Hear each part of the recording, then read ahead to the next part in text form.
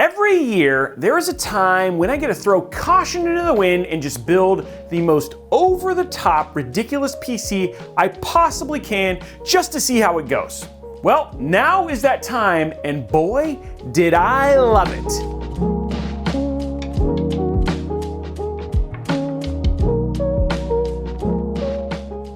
Now, before I jump too far into this, I wanted to tease something coming up. See, not that long ago, I got to play with a blowtorch, a tank of liquid nitrogen, and a bunch of electronics. Yep, I mean, what could have possibly gone wrong? But who cares? It was awesome. So what's my point?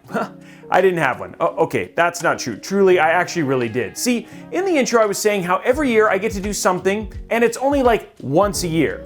But this time, no, it will be like twice, maybe even more. But stay tuned for later in the month when I'm going to be building the most ridiculous version of this PC, all custom water cooled and overclocking it, using the same chip, which we know is capable of 6.7 gigahertz for your viewing pleasure, which, because of the magic of YouTube, may have actually already happened, and you can watch it right here. But if I'm pointing to nothing, you can't watch it yet, and you should definitely be following me on socials so you can find out when it's happening. Anyway, welcome to the ultimate PC build. See, with the release of these two super high-end pieces of hardware around the same time, we got this unique opportunity to combine them like Voltron into like one uber powerful super gaming PC. Now note, I said gaming. So before you AMD crazy kitty / hyper fans, and I love you, but your time in the sun is coming soon, so calm down. So before you guys start chiming off about how it's not 5th gen Threadripper, so it's not the ultimate system, Threadripper is not a gaming CPU. And if you think it is, well, just look in the mirror and say, you're smart enough,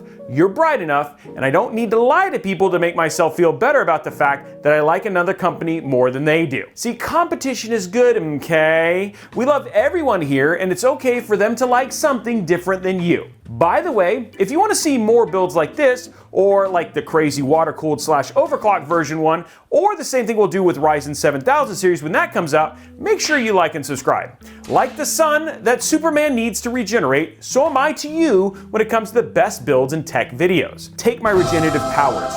Feel them throwing through you. Do you feel it? Yeah, me either. But it did sound cool. Okay, so what two pieces of hardware released so close that we were blessed with the contents of another one of your amazing and awesome videos, Robey? Well, first off, thank you. And second, it was the RTX 3090 Ti, which shout out to both Asus and EVGA for hooking us up with this, and the Intel 12900KS. Currently the two most powerful gaming bits of hardware to be released. You know, for the next few months anyway. I know AMD fans and I see potential sunrise on Team Red happening very, very soon. Now, a little context setting. I know I'm also going to get the what a waste of silicon and money, Robey.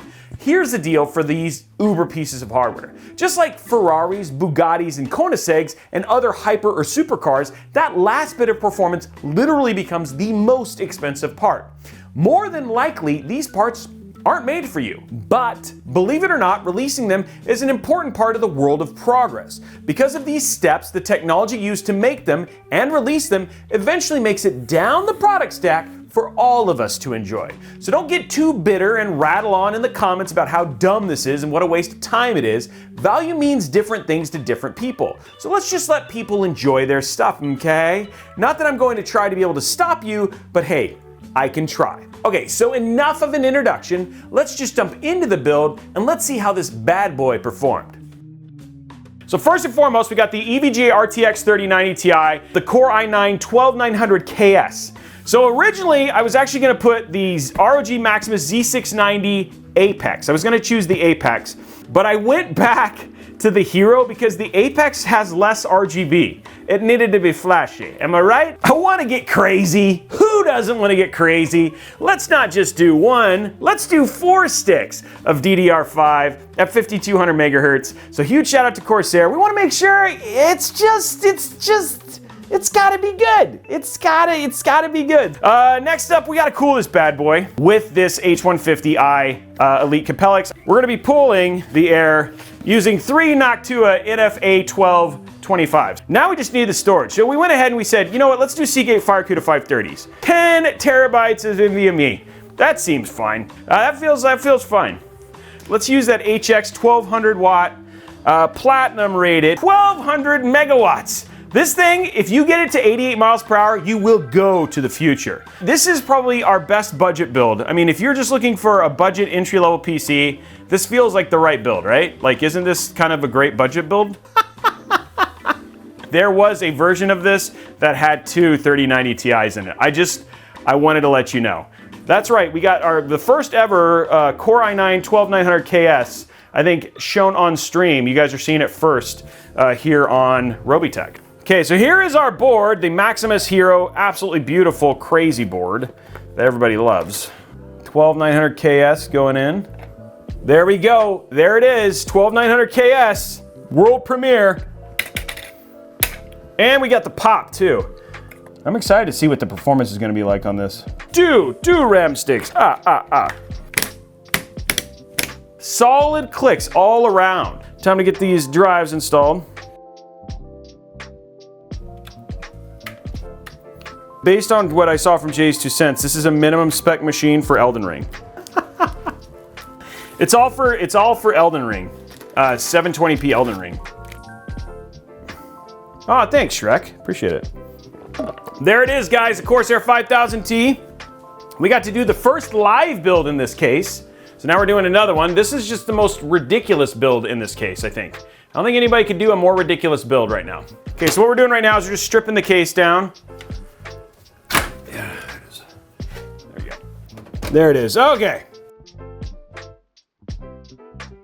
Look at that. So blah, blah, blah. Look, blah. Okay, so we got more fans in when Mickey Mouse starts pushing PCs. Everybody say hey, hello to the EVGA RTX 3090 Ti. Oh boy, it's gonna be great. Quite the mess, but we will get it figured out and we will get it cleaned up. All of that stuff is in. Now what we're gonna do is we're gonna go ahead and build out our AIO. AIO.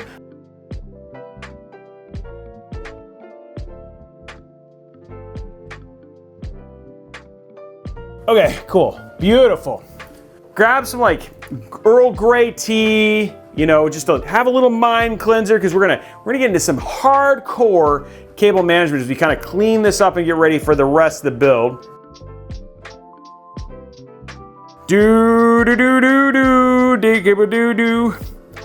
Dad joke time.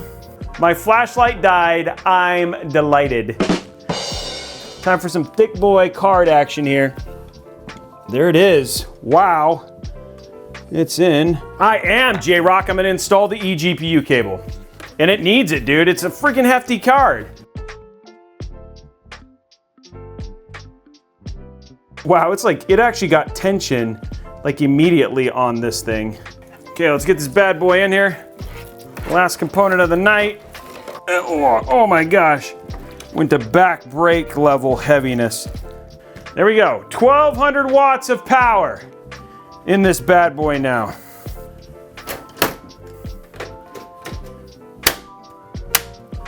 And there is the build, 100% built. 3090 Ti, 12900KS. Okay, mood mode it is.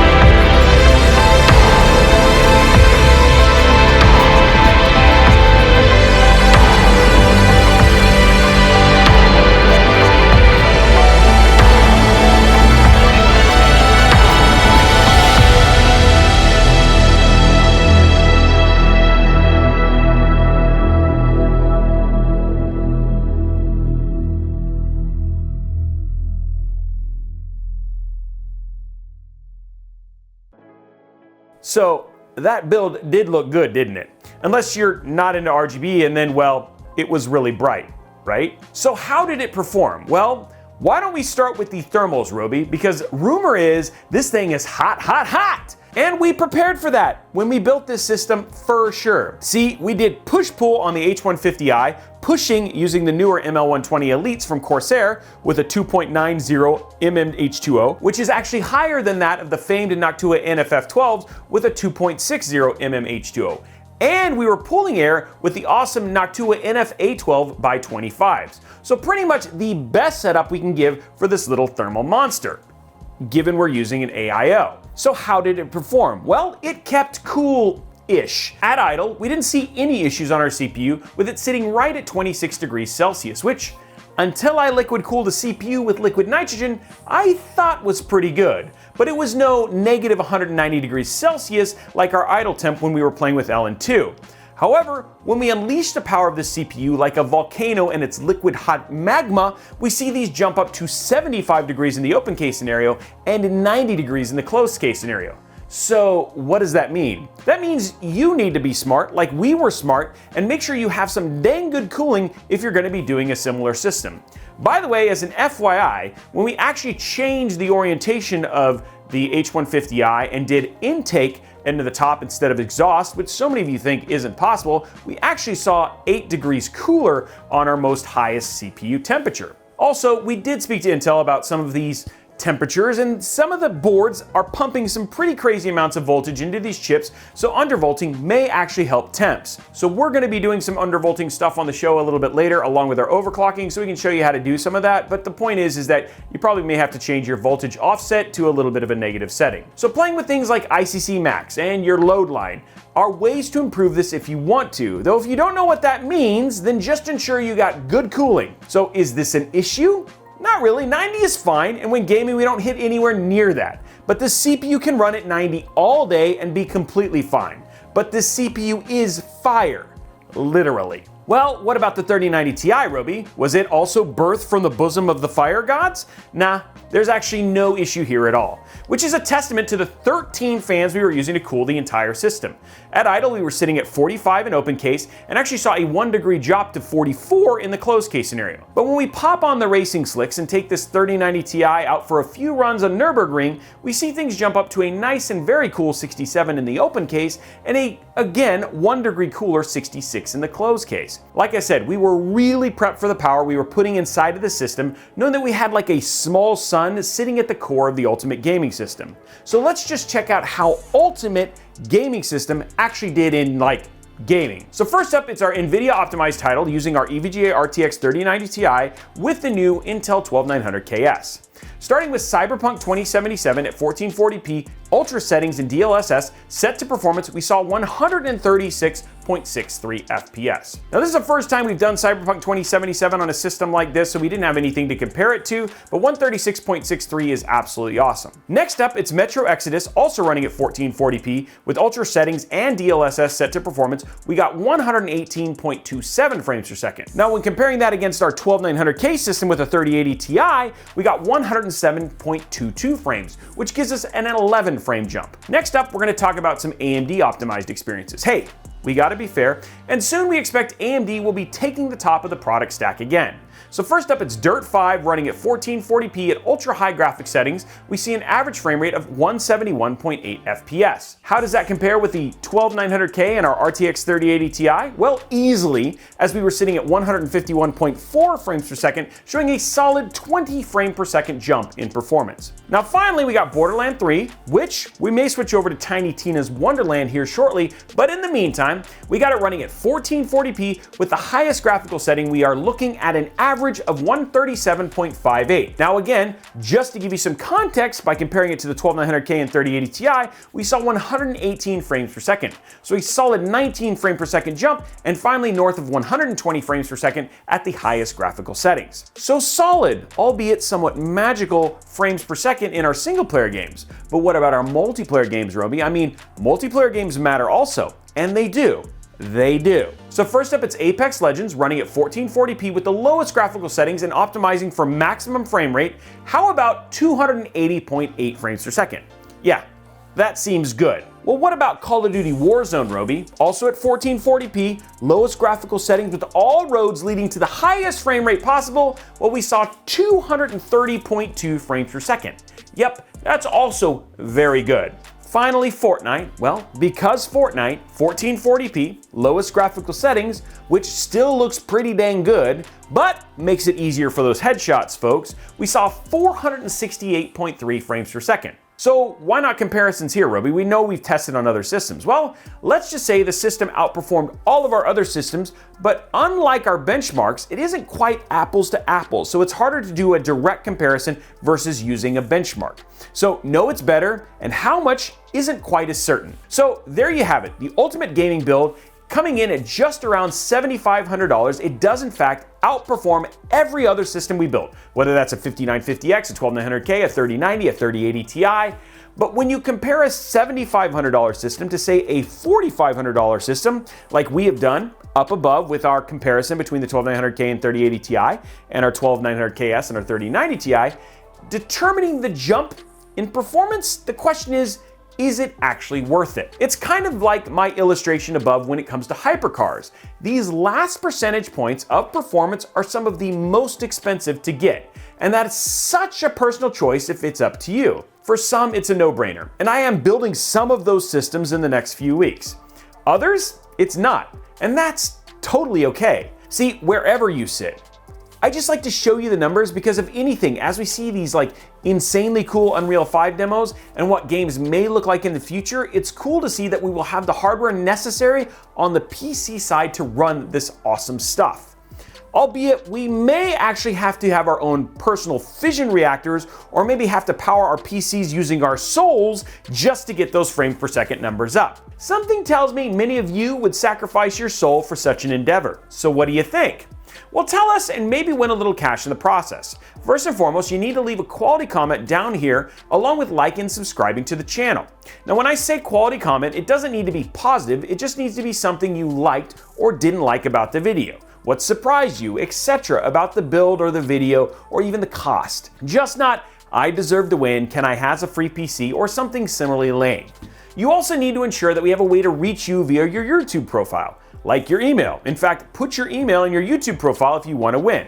Now, we will be giving away $25 to one lucky comment below that is worldwide as long as you can accept PayPal or Venmo. So, questions. Are you like Baller with an RGB Ferrari and want to build your 5th high-end gaming system for running Roblox at 1.21 gigaframes and this is the system for it? Do you think that the hardware we used in this build was even worth it? Were you just hoping I was just going to give the whole PC away? Well, I'd love to know all of that and more down in the comments below. Now, while you're down there, make sure you slap that subscribe button, whip that like button, and ring that notification bell so you get a notification each and every time we post a new video right here on Robeytech. Did you know we also have a live stream channel for special builds and events? In fact, this build was first built live. Well, check out Robeytech Live down in the description below so you can like and subscribe to know when we go live. Do you have questions about builds, tech, or tech-related questions? That's kind of weird, that's like the same thing. Then check out our amazing Discord server filled with other tech and PC enthusiasts that love to share their thoughts and ideas on these very subjects. Are you looking for cheap tech? Well, it feels weird talking about that with this video, but then you can also check out at robeytechdeals.com or at robeytechdeals on Twitter, where we have our guy Tom scouring the internet for the best deals on all things tech from PC components to televisions. Finally, you can also follow me and my team on all the other socials at Robeytech absolutely everywhere, even on the TikTok. We hope you enjoyed this video and we look forward to seeing you on the next one. Thanks, guys.